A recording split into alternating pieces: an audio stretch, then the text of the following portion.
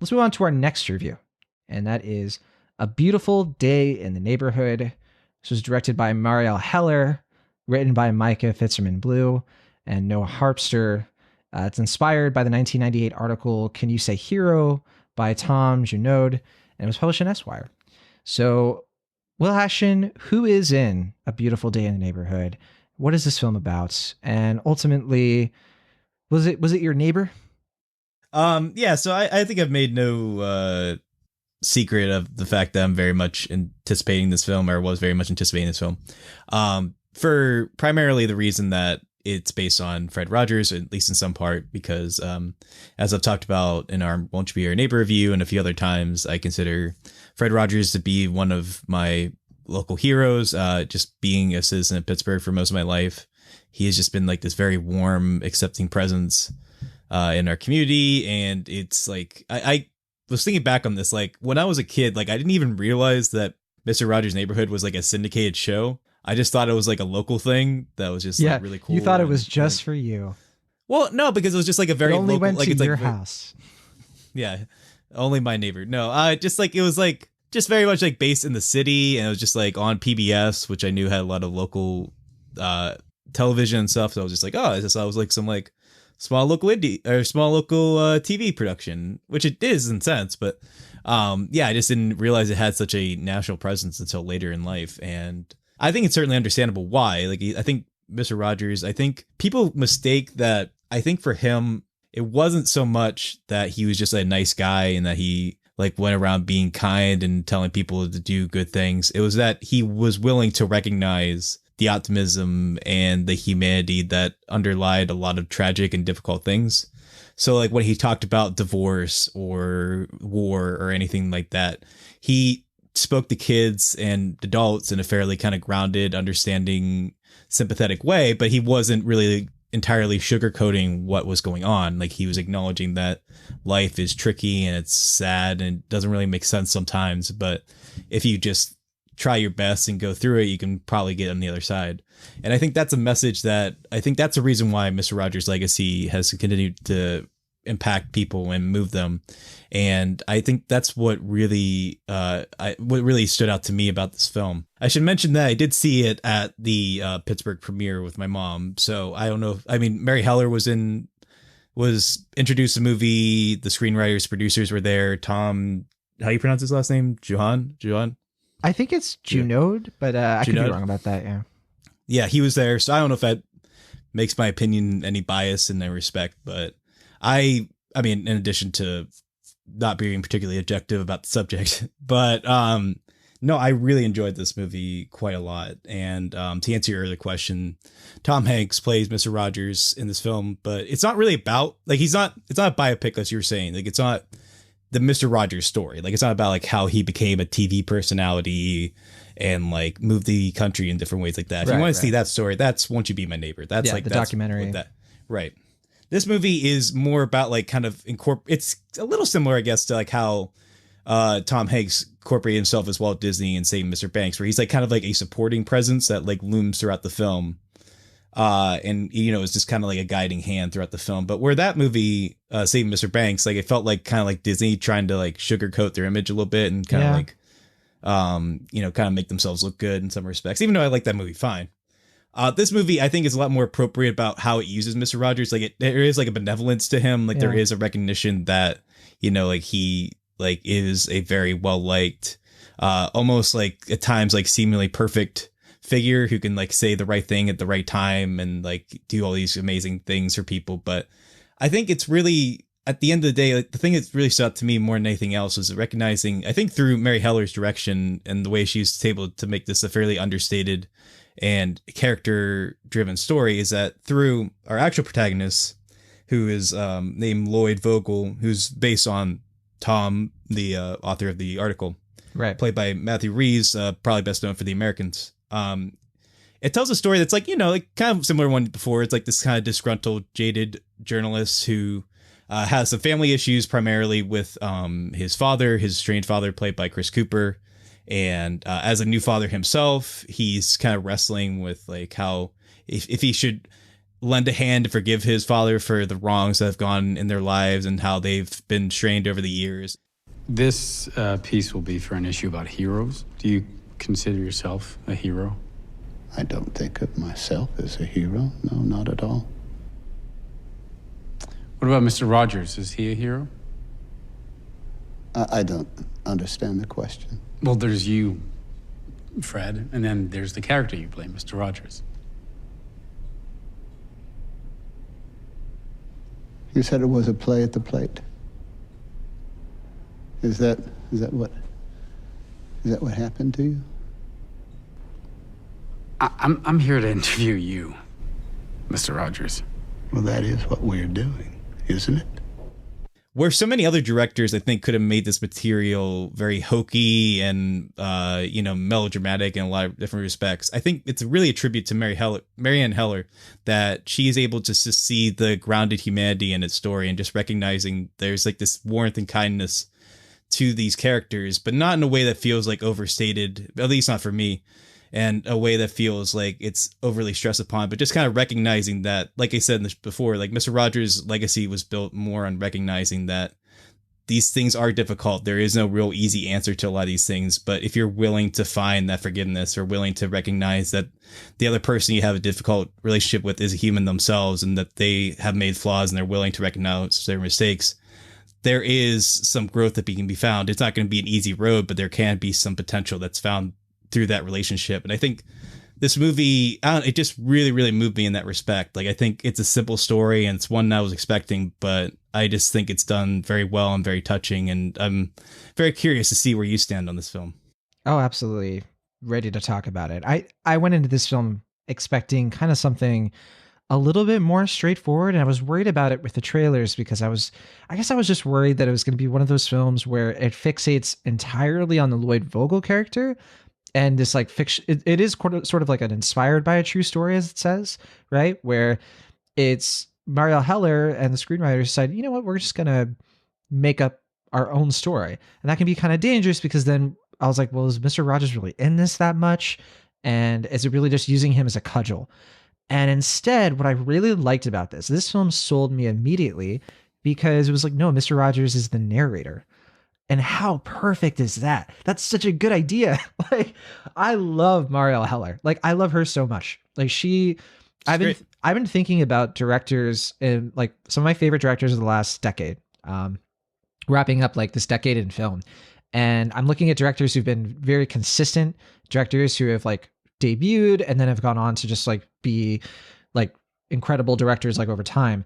And she's such a great example. Like with each film, she just continues to surprise everybody with how she's able to adapt source material and not only get the soul right, but do it in a way more interesting way than you would expect. She really did that with Diary of a Teenage Girl, 2015. Great film. One of my favorites of the decade.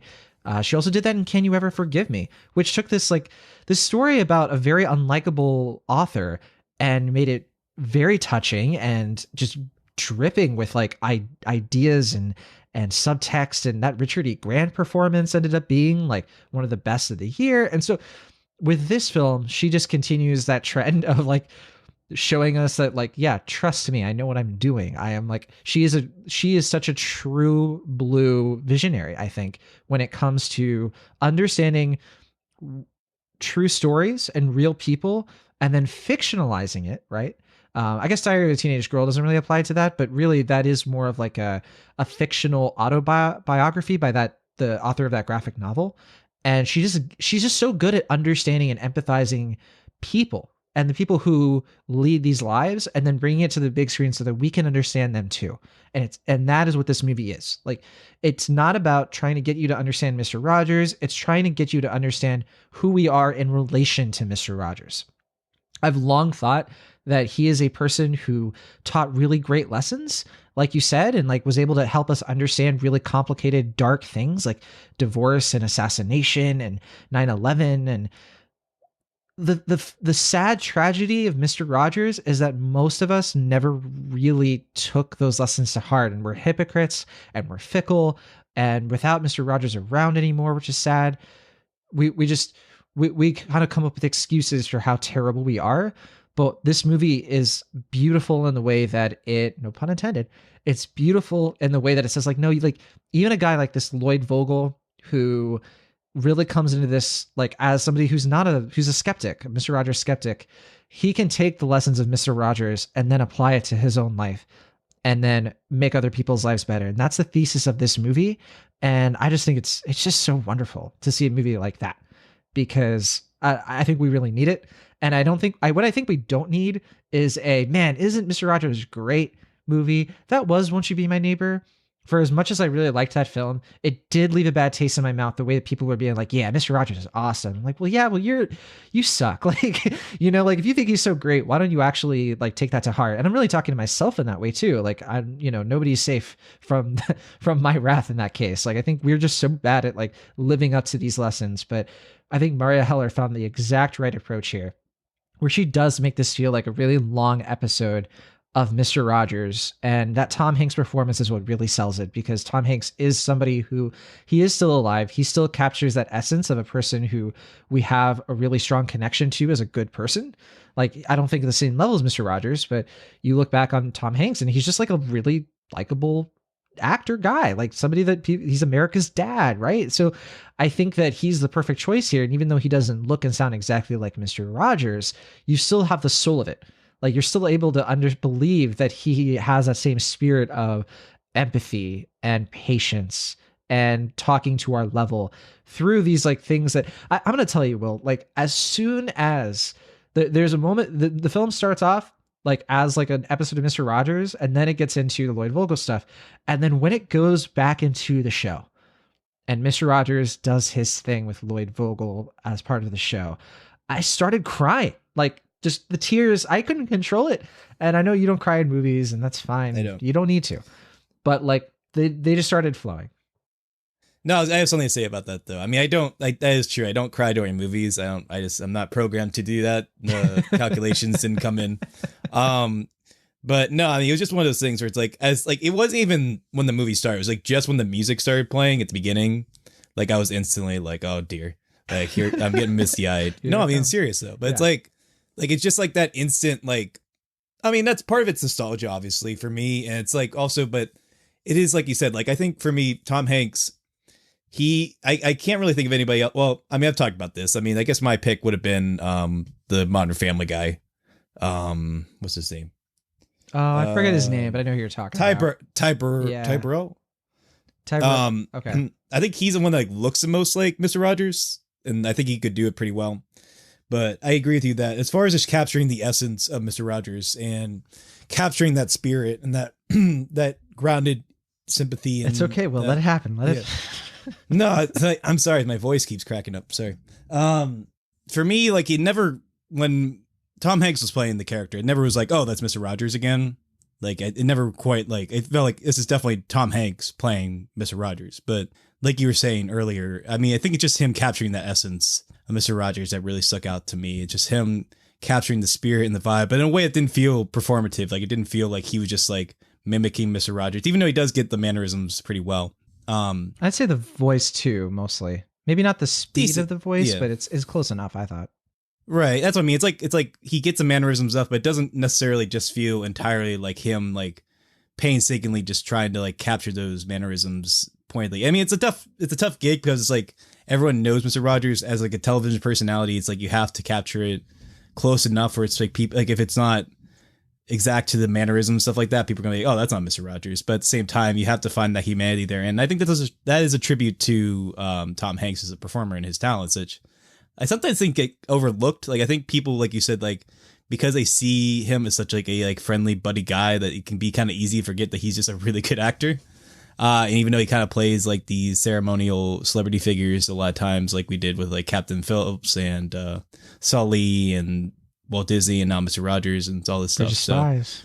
So, yeah, but yeah, I was gonna say with Marielle Heller, I really appreciate that she's bringing back like these character-driven movies. I feel like are slowly kind of evaporating from mainline cinema.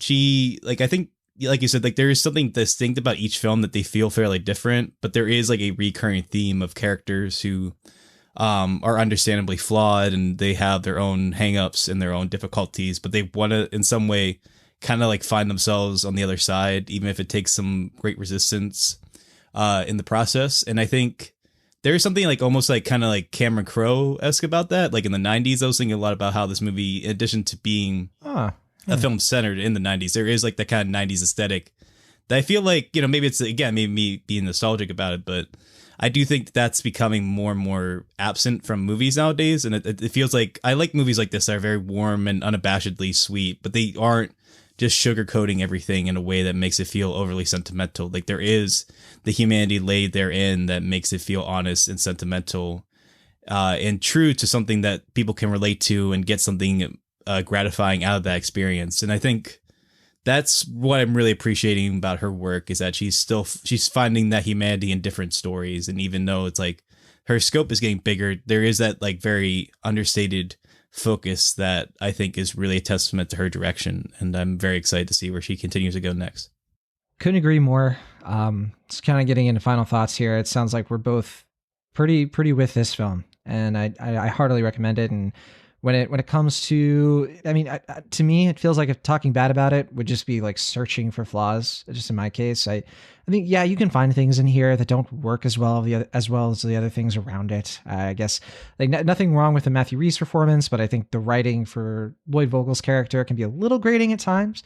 But yeah, I agree with that. That is one of those things though, where like the film salvages it by going into this really weird fever dream direction. Toward the midpoint or climax of the film. I like that a lot. Did you not like that? I loved it. But that's what I'm saying. Cool. It like redeems a lot of what's come before, because there is a little bit of this weird tension where you just feel like this character is like kind of purposely being obtuse, but I think the film brings it back. And I think that it's handled well. And yeah, when it gets into that territory, that's when I realized this is one of my favorite films of the year. Like that's what sold this film, is like not just a pleasant movie that I'll recommend to people. It actually elevated it to like one of my favorites of 2019, and quite easily so. I think it's probably in my top 5 right now. So I give it, and for now, like I'm like an A- on it. I could easily see myself give it an A one day, but I really, really, really like this film. It just really worked for me. And I don't know if it has that X factor necessarily that just like really pushes me even further. But for now, I'm giving it an A-, and very, very high A- at that. But what about you, Will? Yeah, I'm right there with you. As I was thinking about the film a lot, I was definitely like, am I grading this on a curve? Am I just looking at the movie from, a nostalgic lens? Am I just seeing this movie for what I want it to be? And I think I'm a little bit guilty. While I do really like Won't You Be My Neighbor, I think I was a little bit guilty of that, where it's just like my infatuation with the subject matter probably increased my appreciation for the film, even though I do think it's a good film. And to that I say, who cares? Sure. Just love it. Of course. Yeah. But no, I mean, like, I think this movie, I think it's a little more well-rounded about that. Like you said, I think it's about recognizing not so much the subject, but the morals therein. Like, it's about recognizing how you can incorporate Mr. Rogers' lessons and values in a way that is based on a grounded character study. And I think, like you said, like some of the aspects of it don't quite work, especially towards the beginning. Some of it felt a little hacky and tacked on, but I really am appreciative of Marielle Heller's direction and how she's able to find these like human centers in these stories that other directors I don't think would be able to find. And she does it with such ease and very gracefully and honestly and emotionally satisfying ways. And I'm very much appreciative of this film, and I'm glad that it gets the right aspects of Mr. Rogers' legacy down. And I think, yeah, like I said, like, I mean, I can see some people being like if I guess there is like there's some like openness you have to have towards a film. Like if you're going to be kind of guarded about it, I could see people not really digging this film. Like you have to be a little willing to be taken by it, I guess. Like if you just don't really buy into Mr. Rogers' legacy, like Lloyd's character was, or Tom was, I could see some people not really digging this film maybe. But I just think it really does a lot of things that lesser movies would just really make overdone and, hacky. And like there's so many scenes in this movie where I just like kept thinking about like how a lesser director would just botch them, and Marielle Heller just it just makes them sing in so many different ways. So yeah, I'm an A- as well. I'm very excited for this movie to come out, and I'm expecting to get a pretty sizable award release, and I think it's well deserved. Yeah, I think this one is in the conversation. I think Tom Hanks is probably going to get a deserved Best Supporting nomination, and I think that, I don't know if he'll win, but we'll see. it's a heated category, so it would be tough for him. I think Al Pacino is probably the front runner at this point for that category. You but think so? you know, there are plenty of others. I think he's at least one of them, and then I think.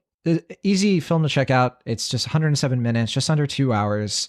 Really easy to see this. I saw it in a matinee compared to you, where I just saw it with a bunch of people, and we all got a kick out of it. And to me, this is the perfect Thanksgiving movie too. Yeah, because it's PG, but it's like I wish there were more movies like this are PG. Like so many movies are PG, just like family only affairs or family intended affairs, and that like they're mainly aimed for the kids, but the family can come along. Yeah, they tend to be kind of anemic. That's not this film. Yeah. But this is a movie that's like mature, but it's also all accepting. Like you can bring it like the whole family and someone can get something out of it in the same way. And I think I really wish there were more movies that were like PG movies like this around, because they are very few and far between. It really is. It's just a PG-13 movie where they just didn't have any cusses. That's all it is. But, basically, yeah. I mean, yeah, like there's not still really adult stuff in it. But nothing like completely like alienating. Like at most there's like a scene of violence, but that's about it really. It's just more like it's mature themes, but they're not done in an overtly adult way. Box office wise, it has a really strong start. $13.5 million, $25 million budget. So it's gonna do fine. It's not gonna be a massive hit, but depending on, like you said, if it gets an award season release as well, I think it'll continue to make money and people will come out to see it, I think, over time. So that's good news, I think, because it deserves it. Yeah. I think this will have legs too. Like, it seems like the type of film where like I think people will continue coming out to see it based on word of mouth and their interest in the subject matter and their appreciation of Tom Hanks. I could see this one doing well through Christmas. That is A Beautiful Day in the Neighborhood, a film that we both really loved, both have an A- on.